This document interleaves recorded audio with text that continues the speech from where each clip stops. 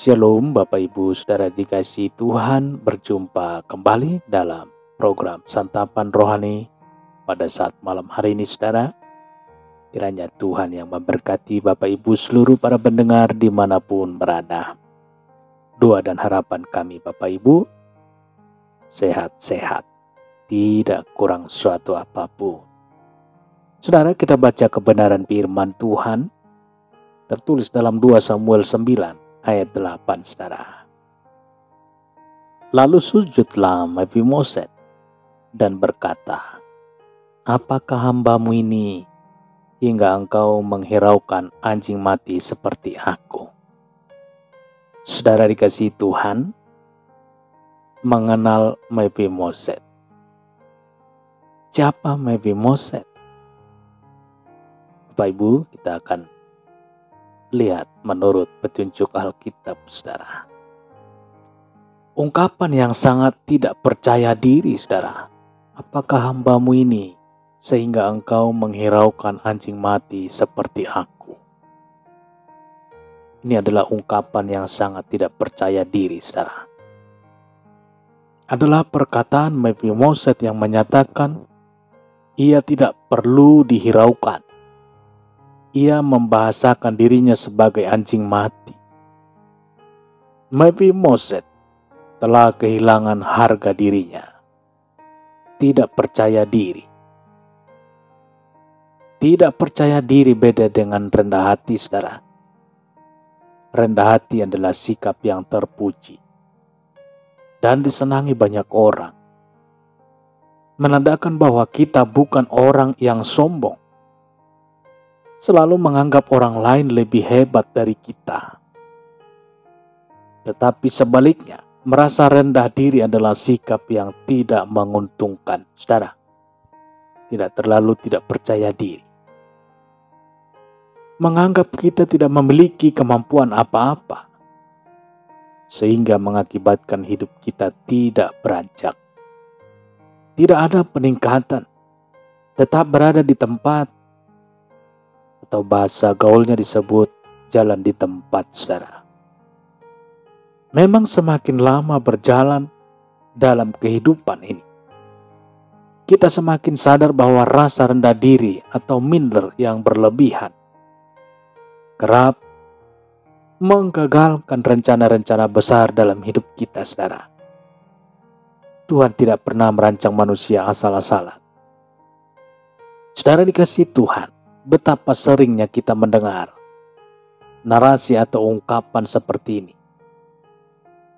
Saya cuma tamatan sekolah rendah biasa, atau saya cuma orang kecil, mana mungkin bisa sukses, atau saya pernah jadi pecundang, pernah gagal dan sebagainya, Saudara. Padahal Tuhan tidak merancang manusia asal-asalan. Haleluya. Tuhan selalu membuat rencana yang indah. Yang indah. Kehidupan setiap orang yang mengasihinya, Saudara. Itu yang sering dilupakan orang. Mereka lebih memilih untuk tenggelam ke dalam kekurangan-kekurangan mereka, ketimbang memaksimalkan potensi mereka yang mereka miliki. Lalu apa yang membuat mereka gagal? Apa yang membuat kehidupan mereka gagal? Sebenarnya bukanlah kekurangan yang mereka miliki. Justru rasa rendah diri yang berlebihan itu. Saudara dikasihi Tuhan, kenyataannya ada banyak orang cacat yang tidak sempurna sejak lahir. Kemudian bisa tampil mencengangkan, meraih sukses yang luar biasa. Kita bisa lihat buah karya mereka. Saudara pernah dengar nama Nick Vujicic? Seorang yang lahir tanpa tangan dan tanpa kaki. Saudara bisa meraih sukses luar biasa. Ia menerbitkan buku yang diberi judul No Art, No Less, No Worries. Buku yang merupakan potret dirinya, Saudara. Secara fisik ia lahir sangat memprihatinkan. penuh dengan kekurangan, membatasi geraknya untuk meraih sukses, saudara. Sejak lahir ia tidak memiliki tangan dan juga kaki. Tapi ia bersaksi, ia tidak khawatir. Saudara dikasihi Tuhan, apa yang terjadi dalam perjalanan hidupnya? Setelah dewasa naik, membuat orang terkesima. Ia menjadi seorang yang terkenal. Pemikiran-pemikirannya membuka mata banyak orang. Ia diundang ke sana kemari, saudara. Bukan hanya di negaranya saja, tetapi di berbagai tempat di dunia, saudara. Ia menceritakan bahwa keadaan fisiknya tidak pernah bisa menghalangi cita-cita dan impiannya. Jadilah orang yang rendah hati, bukan yang rendah diri. Rendah diri bukannya membantu, saudara, tetapi malah akan merugikan diri kita sendiri. Saudara dikasihi Tuhan. Lalu siapakah Mephiboset? Kita baca 2 Samuel 9 ayat 8. Lalu sujudlah Mephiboset dan berkata, apakah hambamu ini, sehingga engkau menghiraukan anjing mati seperti aku? Siapakah Mephiboset? Saudara, Mephiboset adalah anak Jonatan. Jonatan adalah anak dari Saul, saudara, yang pernah menjadi raja Israel. Jadi Mephiboset adalah cucu dari Saul. Saudaraku yang dikasihi Tuhan, apa yang membuat Mephiboset menjadi orang yang rendah diri? Serangkaian peristiwa yang terjadi dalam keluarga besarnya, saudara, membuat Mephiboset menjadi orang yang rendah diri. Ayahnya Jonatan dan kakeknya Saul kalah dalam peperangan. Mati terbunuh dengan sangat mengenaskan. Itu pun belum cukup kemalangan yang menimpanya. Mephiboset mengalami cacat pada kakinya. Hal ini bisa kita baca dalam 2 Samuel 4 ayat 4. Jonatan anak Saul mempunyai seorang anak laki-laki yang cacat kakinya. Ia berumur 5 tahun ketika datang kabar tentang Saul dan Jonatan dari Israel. Inang pengasuhnya mengangkat dia pada waktu itu, lalu lari. Tetapi karena terburu-buru larinya, anak itu jatuh menjadi timpang. Ia bernama Mephiboset. Saudara dikasihi Tuhan, jika kita membaca bagian ini, maka berulang-ulang kita melihat sebuah cacat ini ditujukan untuk Mephiboset.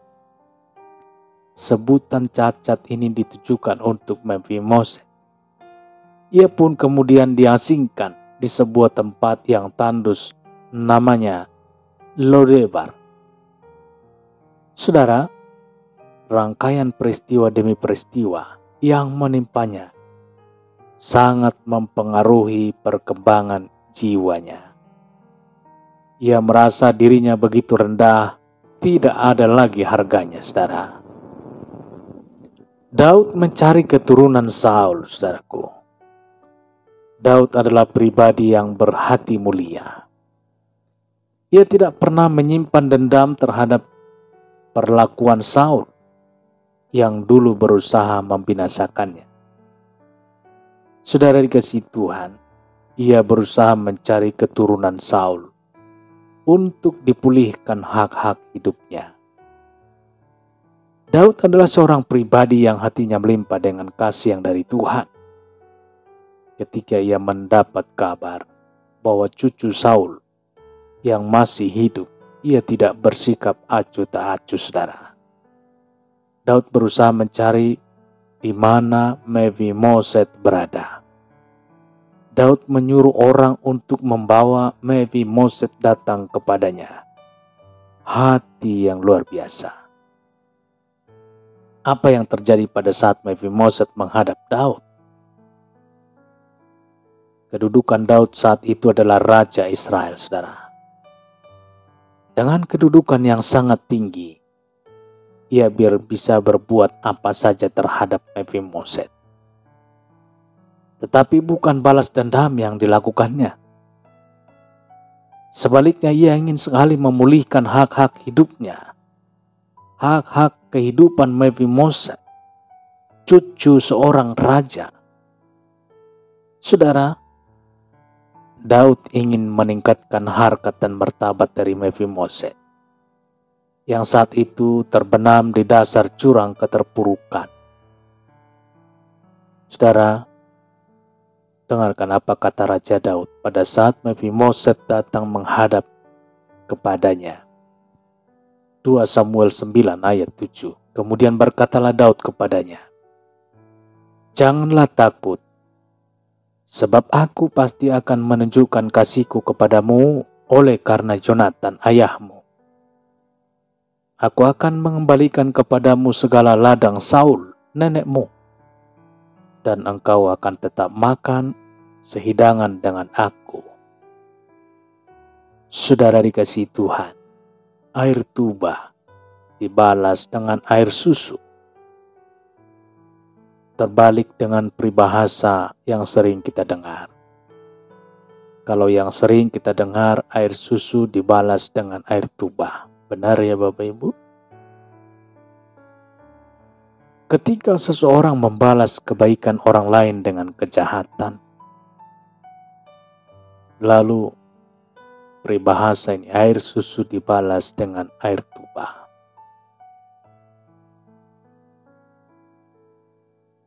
Daud melakukan sebaliknya, saudara. Kejahatan Saul yang ingin melenyapkan, kini dengan kesempatan yang dimilikinya, ia bukan membalasnya dengan kejahatan, tetapi sebaliknya. Daud ingin membalas kejahatan dengan kebaikan. Puji Tuhan. Suatu tontonan kehidupan yang mesti kita teladani. Jangan pernah lupakan kebaikan orang lain, tetapi juga jangan pernah ingat kejahatan orang lain. Saudaraku dikasihi Tuhan, itulah rahasia kebahagiaan hidup ini. Itulah rahasia kebahagiaan hidup di dalam Tuhan. Lalu Bapak Ibu Saudara yang dikasihi Tuhan, Mephiboset sulit keluar dari perasaan rendah dirinya. Kita baca 2 Samuel 19 ayat 24. Juga Mephiboset bin Saul menyongsong raja, ia tidak membersihkan kakinya dan tidak memelihara janggutnya, dan pakaiannya tidak dicucinya sejak raja pergi sampai hari ia pulang dengan selamat. Saudaraku yang dikasihi Tuhan, Mephiboset sulit keluar dari perasaan rendah dirinya. Saudara, kita sudah mendengarkan pernyataan Mephiboset bagaimana ia menganggap dirinya sebagai anjing mati. Ia merasa begitu rendah, tak berharga, tidak punya nilai. Daud sudah berusaha membantunya untuk memulihkan harga dirinya, mengangkat harkat dan martabatnya. Bayangkan saudara, sampai Daud mengundang Mephiboset ke istana untuk duduk semeja sehidangan dengannya. Namun kenyataannya tetap saja Mephiboset tenggelam dalam perasaan rendah diri itu, saudara. Hal ini terbukti dalam kesempatan berikutnya. Saat itu Raja Daud yang akan kembali ke istana bertemu dengan Mephiboset sebagaimana yang tertulis dalam firman Tuhan, yang tertulis dalam 2 Samuel 19 ayat 24 ini, saudara. Saudara dikasihi Tuhan, perhatikan bagaimana Mephiboset membiarkan dirinya tampil dalam keadaan kumal, tidak terawat. Dan yang paling parah lagi saudara, Mephiboset bahkan tidak merasa pantas untuk tampil di hadapan Raja Daud. Mephiboset menolak pembagian warisan yang menjadi haknya. Daud memutuskan untuk memberikan ladang peninggalan Saul, saudara, untuk dibagi dua antara Mephiboset dan Ziba, hamba Daud. Lagi-lagi Mephiboset menunjukkan sikap rendah dirinya. Ia berkata kepada raja, biarlah Ziba mengambil semuanya. Pada akhirnya Mephiboset tidak mendapatkan apa-apa. Saudara dikasihi Tuhan, jangan mau diikat masa lalu. Jangan mau diikat masa lalu. Mengapa hal itu bisa menimpa Mephiboset? Semuanya karena Mephiboset tidak kunjung menyadari citra dirinya. Ia adalah cucu Raja Saul, bukan orang sembarangan. Sayang ia terlalu tenggelam dengan masa lalunya.